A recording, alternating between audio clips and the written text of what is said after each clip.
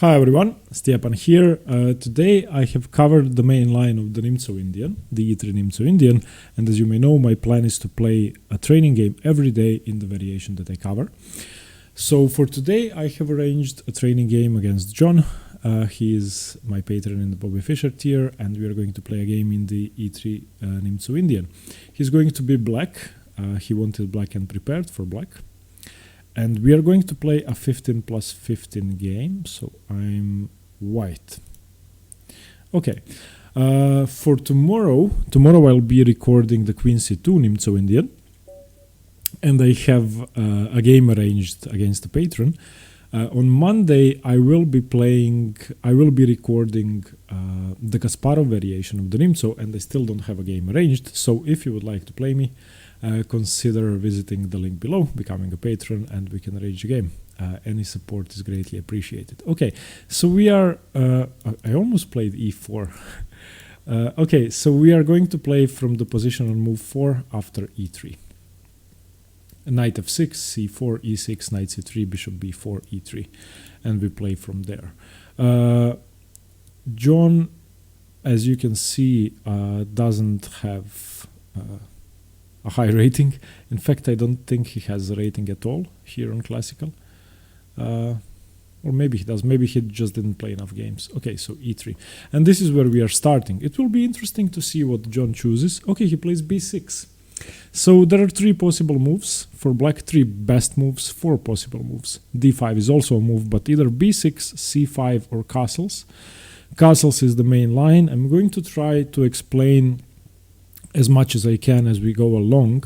Now this move b6 is a Queen's Indian defense type setup where the bishop is going to a6 if I played the move knight e2, and if I played the move bishop d3, which is the second most popular move, he is going to play bishop b7, forcing me to play knight f3 because he is attacking the g2 pawn. Okay, I know this much better for black, I have to admit, because I am preparing the Nimzo for black, for my own repertoire.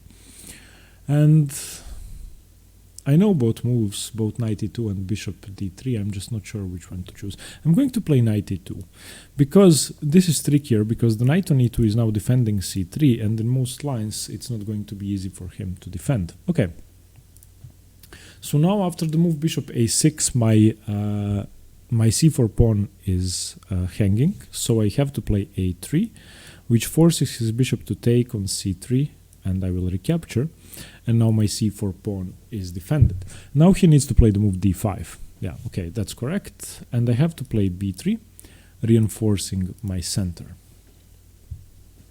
Now I'm going to try to play slightly out of the ordinary, because if I know John, and I already know him well, we've had about, I would say, 20 lessons so far, maybe 15 together, and I know that he does a very thorough job preparing for his games. So I'm going to try to play something weird.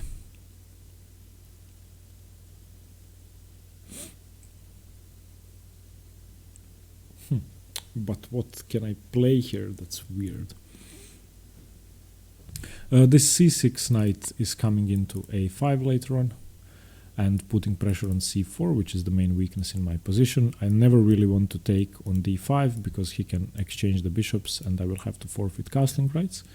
So a move such as bishop e2 makes sense and bishop d3 makes sense, but if he plays bishop e2, knight a5, if I take, he can take my bishop, queen takes bishop, and then my b3 pawn is hanging. On the other hand, if bishop e2, knight a5, c takes d, bishop takes bishop, knight takes bishop, then my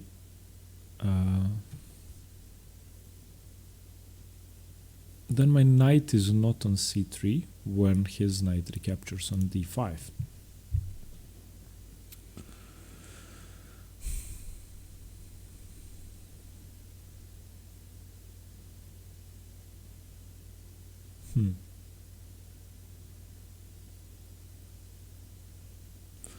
Again, I want to play something weird.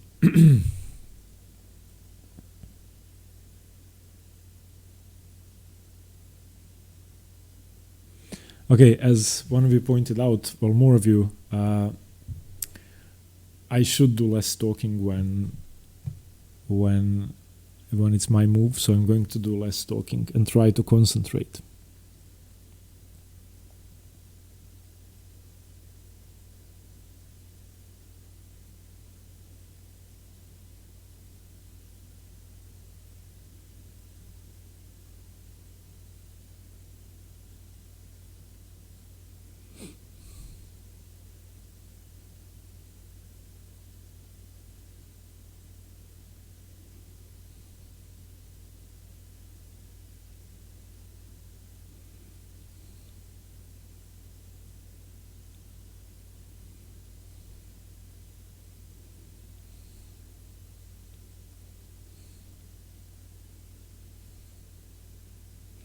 Okay, I'm going to go for that. Bishop e2, knight a5, c takes d, bishop takes bishop, knight takes bishop.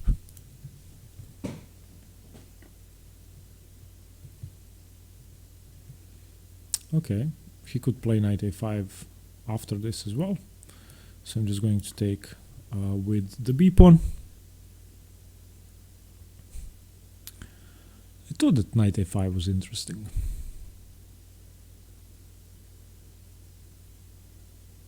Now if knight a5, I have queen a4 check, defending my pawn. And if knight a5, I don't have to do anything, I can just castle, because if bishop a5, knight a5, I'm sorry, because if knight a5 castles, bishop c4, knight c4, I have queen a4 check, winning the knight.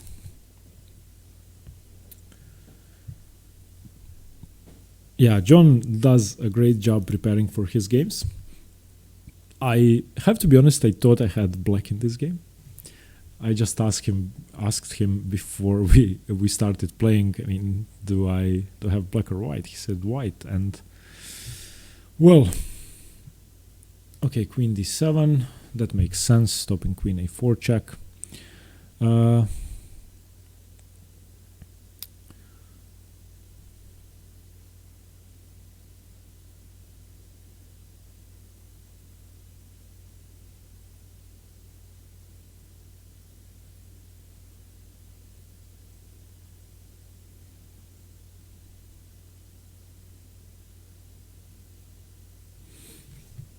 If castles, knight a5, I no longer have queen a4.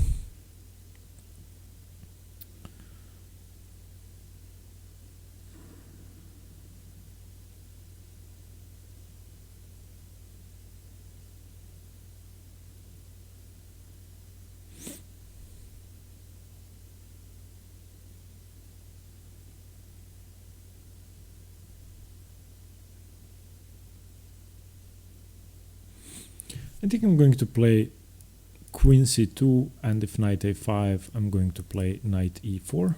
Knight takes, queen takes, then his rook is hanging, and I can probably liquidate stuff with c5, or just bring my queen back to defend with queen c2. I have a broad center. Black is playing for activity on c4. He always has this very strong a5 square for the knight, putting pressure on c4, but if I do manage to castle, catch up in development, then I'm going to be fine. And again, every day I'm going to try to play a game in the variation which I'm recording. I'm going to let the patrons choose the color, which is sometimes unfavorable for me, such as in this case, because I play the Nimzo with black and have prepared the Nimzo with black, not with white, and I don't play b6, the Leningrad, I'm sorry, the St. Petersburg variation. I know it, but I don't play it, so it's hard to come up with plans here for white. But this will be a great test of my understanding of the opening, and it will be good to broaden my my knowledge of the Nimzo middle games, because I am going to be playing the Nimzo with black, and sometimes St. Petersburg is going to be a nice choice, because I like b6. It's sort of a Queen's Indianish setup, which makes sense. And as you can see, this move bishop a6 is really annoying, putting pressure on c4, and knight a5 in conjunction with that can be hard to meet. But yeah, I think I like my plan. Knight a5, knight e4, knight takes, queen takes. He has to castle, and then I bring my queen back to c2, defending everything. And black is the first to castle, as always. He can also break the position up with c5 then. But I will be able to play the move d5 in that position, because if bishop takes bishop, queen takes bishop, knight b3 is not really a threat, then I can castle later on. Okay, a follows b, continue with your plan. Knight e4. He doesn't have time to take on c4, because I take on f6 with check and ruin his pawn structure and win a piece. And he doesn't have time to take on c4 after knight e4, queen e4, because his rook is hanging. He could play something like bishop b7, but then just queen c2 and or queen g4, even better, not to hang my g2 pawn. I like my position so far. I like what I've done against the St. Petersburg variation, and yeah, I like this. I'm going to analyze it with an engine later on to see if my plan of meeting knight a5 was correct. This idea with bishop e2 and queen c2 and knight e4, I like it. But yeah, he's obviously playing the most testing way. And since he's thinking long, I'm not playing the best moves, I'm sure.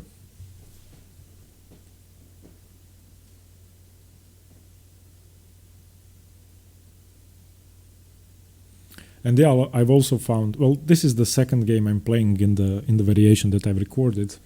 I've played against the Neo Grunfeld with black, and I found that game great. I played Semyon, a patron in the Capablanca tier, and it was a great game. I learned a lot. I've been playing the Grunfeld for a year, and I'm just now starting to play the Nimzo. So I haven't played a single tournament game in the Nimzo, but I've spent the last 30 days doing work on it for black.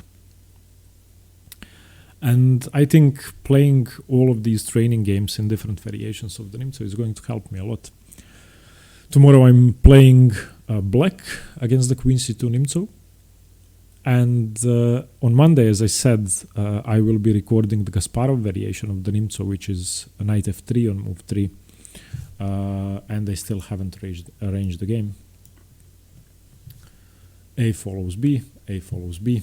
He should castle, and I need to play queen c2. I could play... Okay, he plays that. I'm happy to see that. Now, what happens after queen g4? Or should I just give up my pawn? This is a very weird decision by John. And I don't like his decision. Because queen g4 looks interesting. If rook g8, then I'm not sure he's castling queenside, because I have c5. And if I play...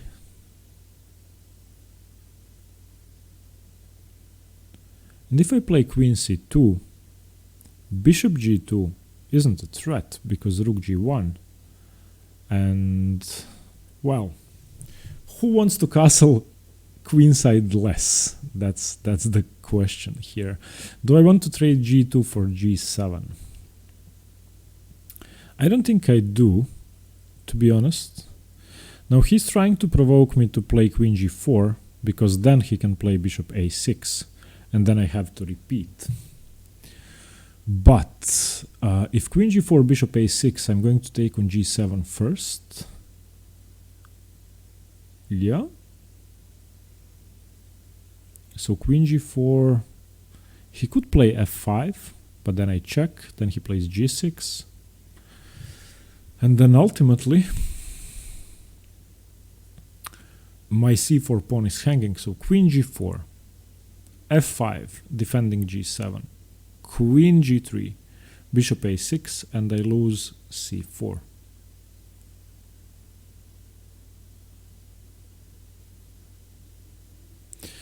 Do I like my rook on the 7th rank in this position? I think I do. I'm just going to bring my queen back. And after bishop takes g2, I'm going to play rook g1. And now if he castles kingside, I have bishop d3 and this nice battery. Now my c4 pawn is defended properly and I'm happy. He could try defending with queen c6, so bishop takes g2, rook g1. If he tries queen c6, I always have d5. He cannot take with the queen, obviously, because my pawn is defending. If he takes with the pawn, I'm going to take the bishop. So queen c6 doesn't work. And I'm lower on time again. Have to speed up.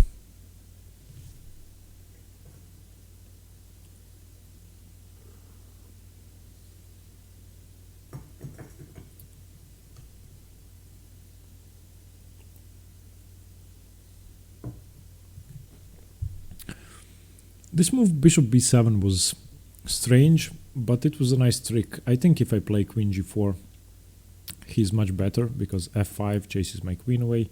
If I want to keep defending g2, I need to play queen g3, and then he simply plays bishop a6, where if I move my pawn, he's going to take my bishop. I don't have castling rights.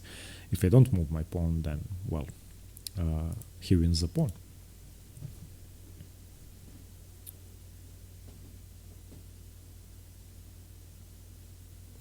Now bishop a6 here isn't really good because he cannot triple up on the pawn. If he plays bishop a6, I'm going to castle, and if queen c6 trying to round up my c4 pawn, just bishop f3 wins an exchange.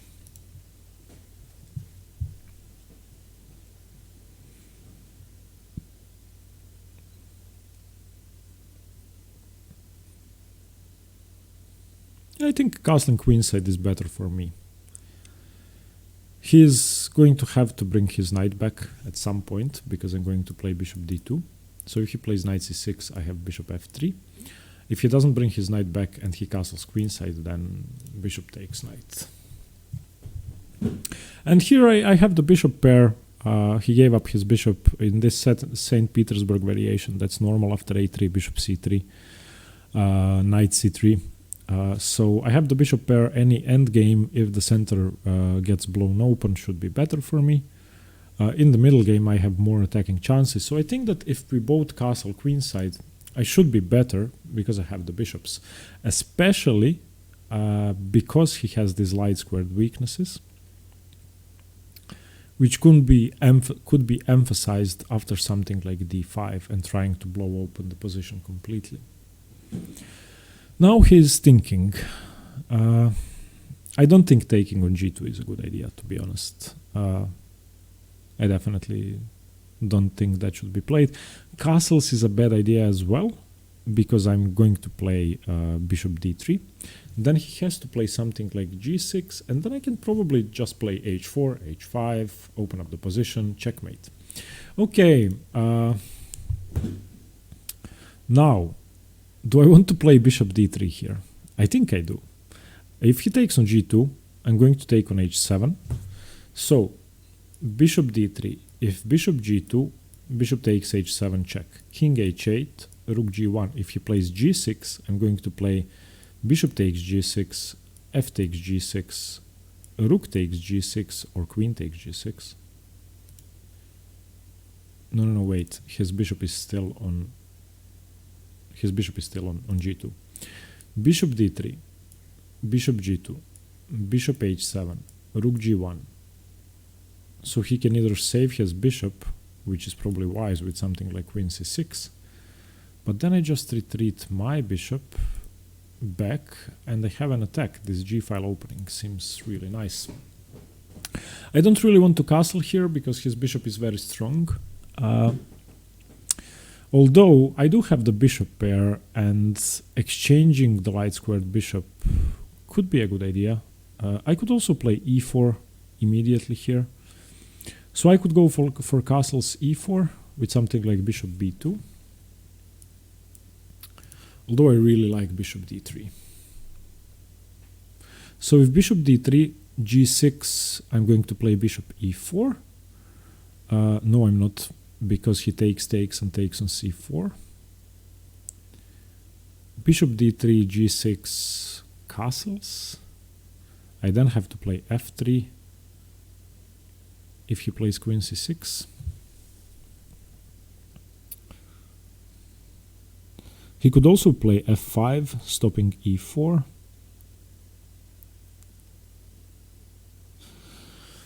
Do I castle or play bishop d3?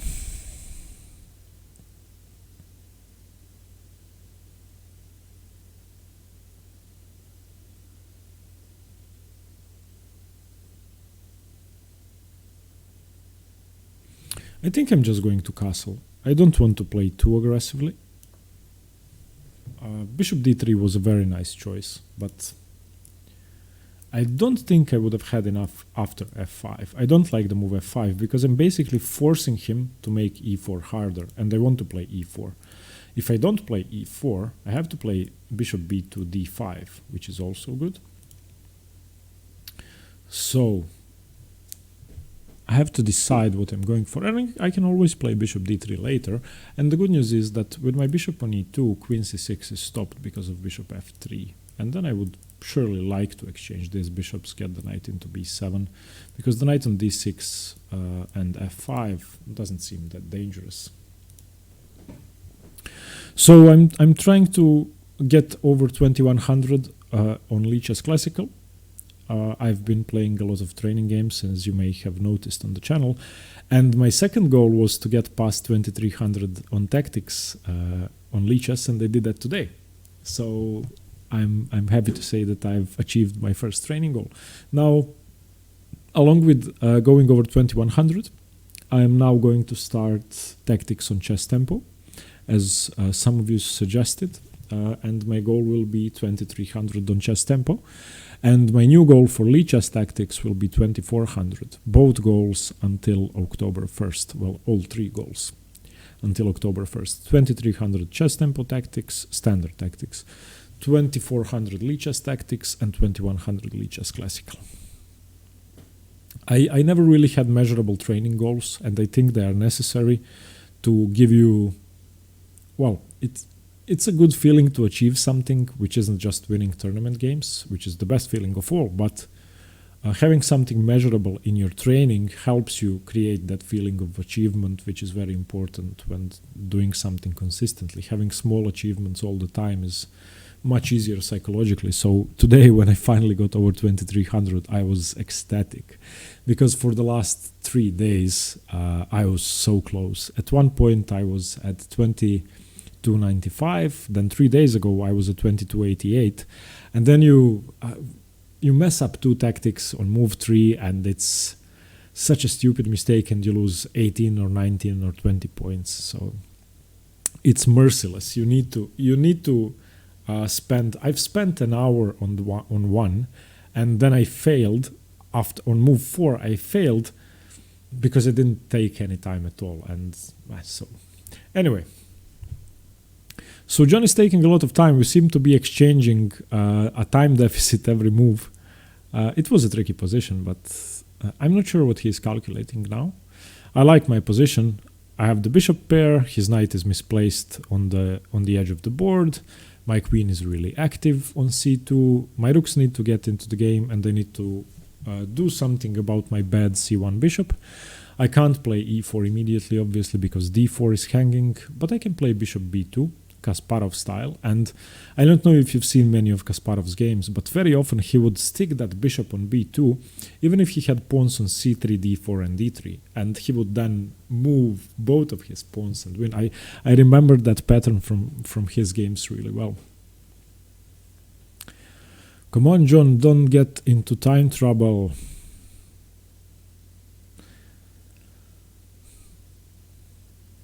I think the position is hard for black. I don't see what black does. Because if he moves his queen, I'm going to play e4, d5. If he doesn't move his queen, I'm going to play... What? What kind of move is that? That's a really strange move. He's threatening bishop a4, but that's not really threatening much. So I think I'll just play bishop b2. I truly don't see a point to this.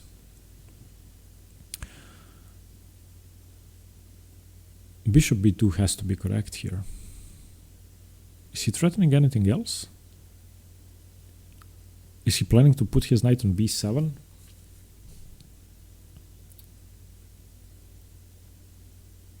I could also play bishop d3.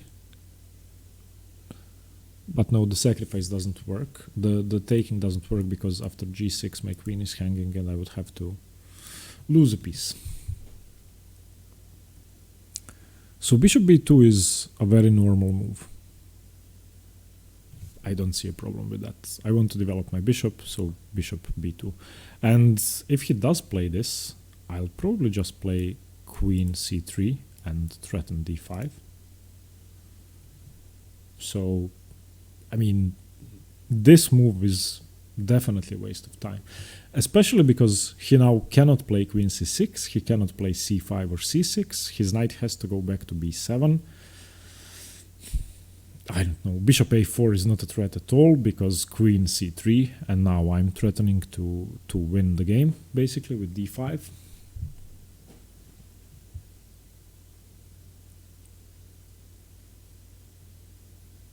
So after such a long thing, bishop c6 is a move I have to criticize. I would like to hear your opinion on this, guys. Maybe I've missed the point.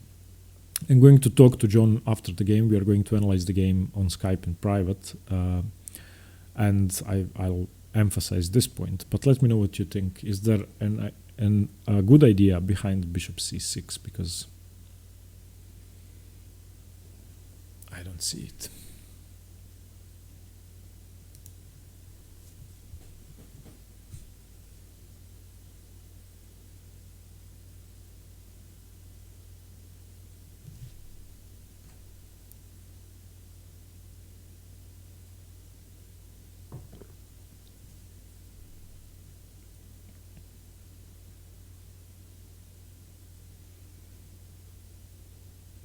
Yeah, I have some chicken baking in the oven, so if I leave for a second, I will go to check it, because it's now been baking for an hour, so should be done in about 20 minutes. So I'll just run and turn it off if it smells well enough that I think it's done.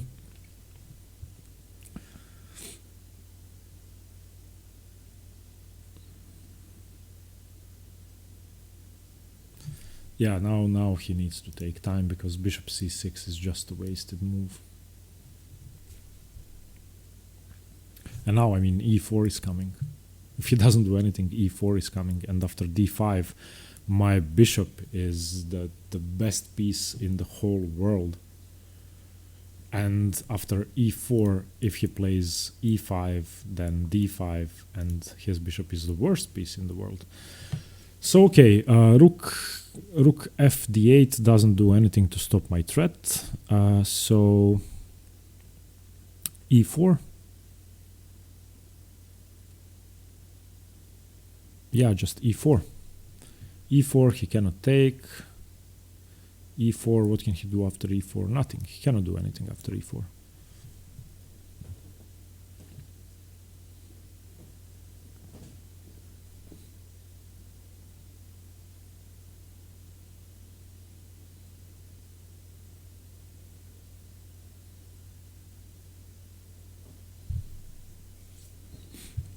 Now I've achieved the dream position in the Nimzo Indian.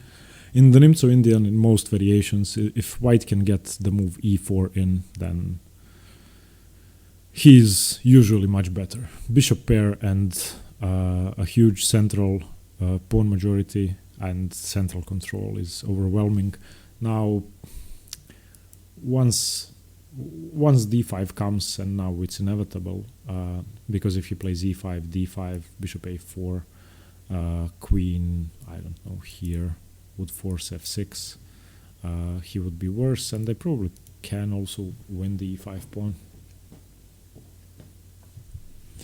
Yeah, okay, now bishop a4, and I move my queen, he plays f6 to defend his e5 pawn. Where do I move my queen? If he doesn't play bishop a4, I just take on e5, so he has to play bishop a4. Where do I want my queen? Oh, I still want my queen on c3, because I'm going to play f4, and it's not going to be easy to play this for black after f4. His bishop is a completely dead piece, completely dead, and this is just winning. I didn't want to win a pawn, of course, because if I had taken on e5, I would have had an extra pawn, but he would have had an active position. So his knight is coming into c5, that much is clear. So do I want my queen on c3?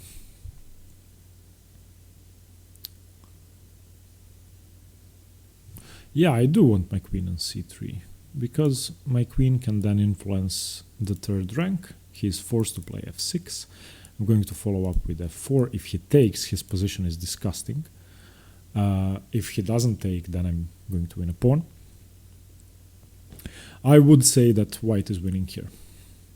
Yeah, I just don't see the knight coming to c5 being compensation enough for all the downsides that he has.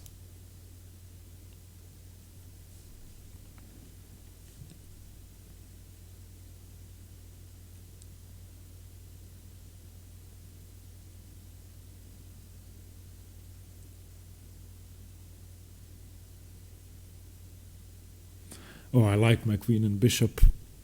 Okay, f6. I was planning to play f4, but is there a better move? Is there a better move than f4? I don't think so. I could exchange my light squared bishop, which is a bad piece, but for the moment his light squared bishop is a bad piece too. And if he moves the queen, well, yeah, okay. f4 is the most active, then I will be threatening after ef4, rook f4, bishop g4, and doubling up my rooks. Maybe even sacrificing on f6, maybe pushing through with e5. I want to do that. I'm not going to waste any time. He is lower on time, under time pressure already, and f4 is hard to meet. He has to take. So I'm just going to immediately pre-move rook takes f4. If he plays rook d to e8, he will have wasted the tempo because he played rook f to d8, and I can then just continue with rook a to f1. Or bishop g4. Maybe bishop g4 is better, because then if he plays takes, rook e8, bishop g4, a tempo on the queen, he cannot play f5, and then I have bishop e6 check. Oh, then my bishop is the best piece in the world. Yeah, this is winning. Okay, this is not good. He's losing a pawn, but do I have something better? Do I want to win a pawn here? Because he can then play takes, pawn takes, queen takes, bishop takes, rook e8. He wins my e4 pawn, so I don't want to do that. So I'm just going to take once, and I'm not going to recapture with my queen, because I would lose my e4 pawn. Instead of that, I'm going to play rook f5.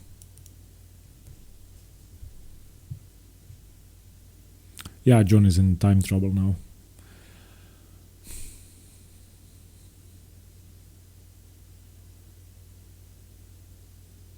And I think rook f5 is really hard to meet. I'm going to give him some more time. Okay, attacks my king. I'm going to play king h1. So now, yeah, he gave up his pawn. Now I'm threatening to take on f6.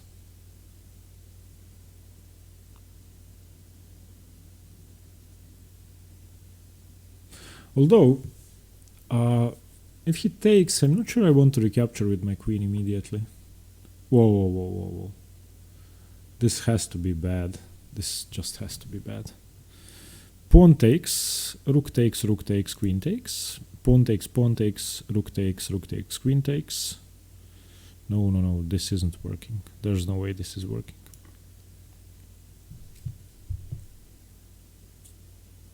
Look at my queen and bishop. Oh my god, this is such a dominant position.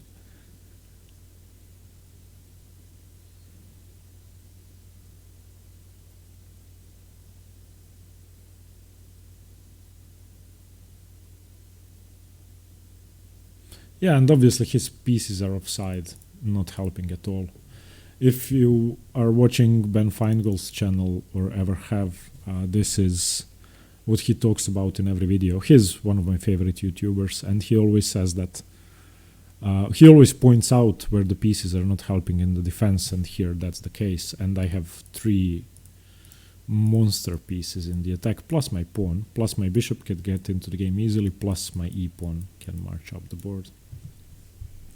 So yeah, this is just game over. He could try something like queen f2, but there's no even time for that. So g takes, rook takes, queen f2. I can just take on f8 with check. King takes f8, queen takes g7 will lead to checkmate. Takes. I'm not hanging any back rank stuff because I always have a rook on a1.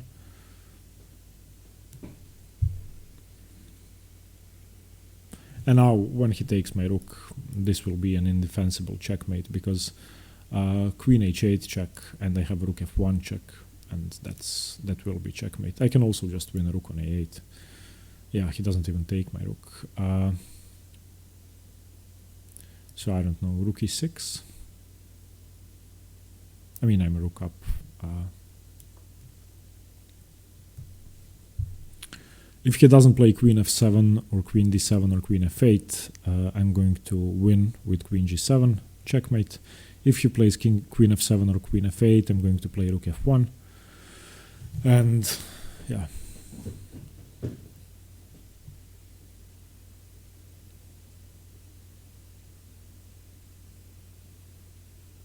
Yeah, I think bishop c6 is to blame. That was just a disgusting move. Okay.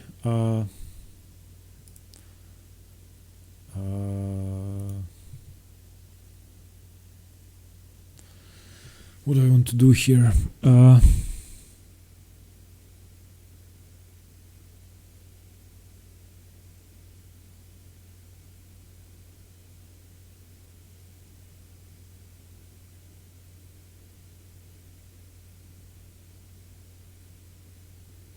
Probably just rook f1 makes sense.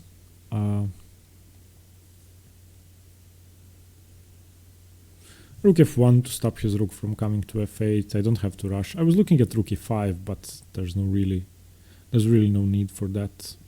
Just rook f1 should be a good move. Yeah, he should resign. That's clear, but it's good to practice playing under time pressure in a worse position. That's something I'm really bad at. I'm bad at playing under time pressure in a good position too, but that's a different story. Okay. Now I was looking at rook f8, king f8, queen b4 check, but he has c5, then I have en passant check. So I kind of like that. And I'm always threatening this check. I'm going to play that takes.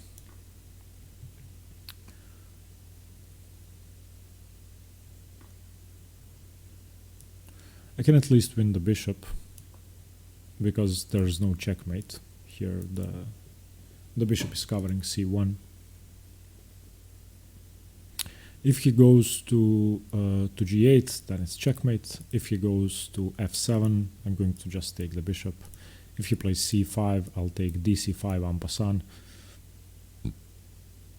Yeah, I don't see a way out of this. Yeah.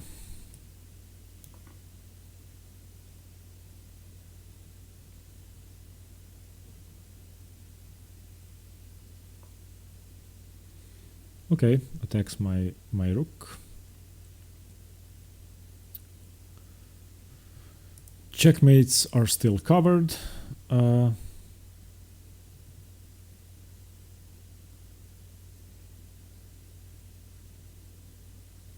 Why don't I just play c7? I'm not sure what's wrong with that.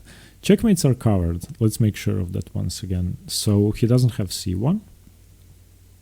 If he takes my rook, I queen, we check. If after c7 he plays bishop d7, he has bishop d7.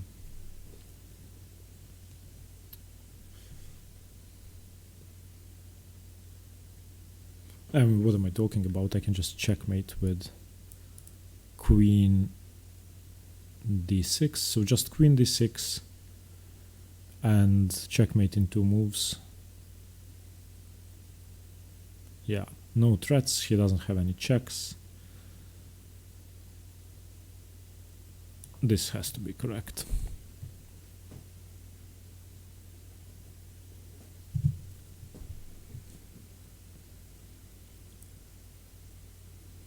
Yeah, and it's going to be mate in 2 moves, unless he wants to give up his queen.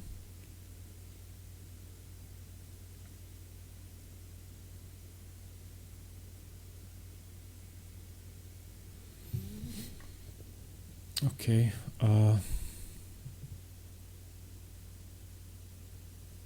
Yeah, that I didn't see. That's a good move.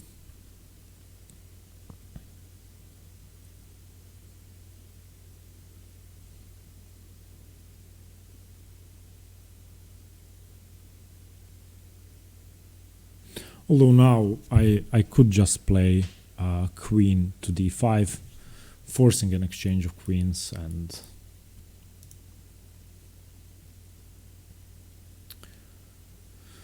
so queen d5. Queen d5 is the cowardly move, just forcing a win. Because if he doesn't take my queen, then I move the rook with check and win. If he takes my queen, e d5, and I am completely winning. So, because that defends my rook. So I'm just going to play that. Once again, he doesn't have any checks, any tricks. Let's go queen d5.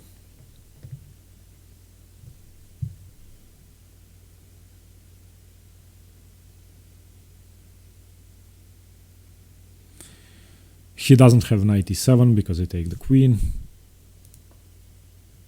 Okay, that's suicidal. What do I win here? Okay, so just check here and win the queen, or take the knight, or what? Oh my god, this is too good. This is a double check, and he cannot take. I think this is the quickest. Rook f6 check. He cannot take the rook. He doesn't have this square. He only has these. He only has e8, and then queen f7 checkmate. So rook f6 check, king e8, queen f7 checkmate. Yeah. Am I blundering something? Not. He cannot take my queen because the rook is checking. He cannot take my rook because the queen is checking. He has to go to e8, and I play queen f7 checkmate. That has to be correct.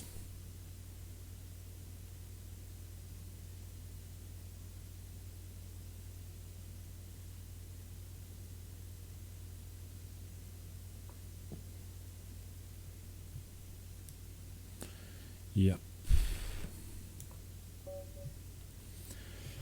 Okay. Thanks for the game, John. I'll just head over to the analysis board quickly to look at my weird idea here. So, okay, e3, b6, the St. Petersburg, knight e2 is good, bishop a6 is good, a3, this is all main line, d5, b3 on main line, knight c6, and now bishop e2, okay, is correct. And I think he shouldn't have played dc4. I kind of like castles or knight a5. But let's look at this. dc4, bc4, queen d7 is a strange move. Queen d2 is the main move. Okay, queen c2 now. Okay, knight a5. Let's look at this. No game found. No game found? So how? Wait, bishop e2. Yeah, dc4 only one game. bc4 only one game. Queen d7. a4 has been played here before by, I don't know if you can see this. Gormachtig.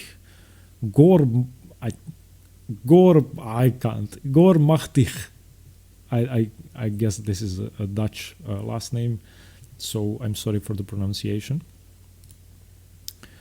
So queen c2, what's wrong with queen c2? Knight a5 was my idea with knight e4 correct. No, whoa, why not? Queen takes? What's wrong with my idea? Just rook d8? Well, okay, bishop b7, queen c2. He should have taken, but he castled. And now let's see, bishop d3 or castles. I just castled, which I guess is not the best. And bishop c6 has to be the worst move in his... Yeah, more than +1 now. Yeah. Bishop c6 is what cost him the game, I think. Bishop b2 is a good move. Yeah. Now he's just lost. I think he's just that lost. Now if I play e4 and e5 and d5 has to be correct here. Yeah, +2. Yeah, okay, this was a fun game. He played something strange. He played this queen d7 stuff and dc, which I wasn't that familiar with. There were only 2 games. But apparently I found a great way to battle that. My idea with knight e4 was incorrect, but hard to meet for a human. Let me know what you think about the game.